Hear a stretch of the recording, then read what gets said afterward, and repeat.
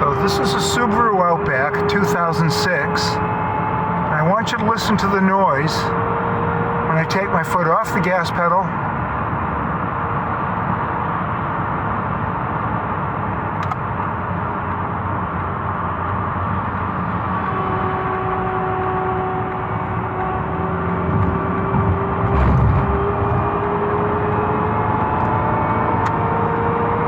now off.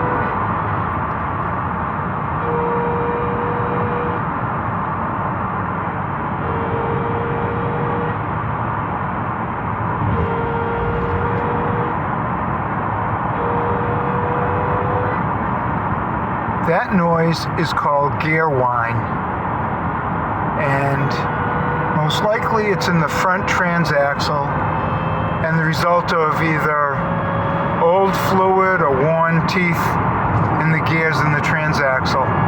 So I'm going to replace the fluid 7590 with 8090 and see if it fixes it.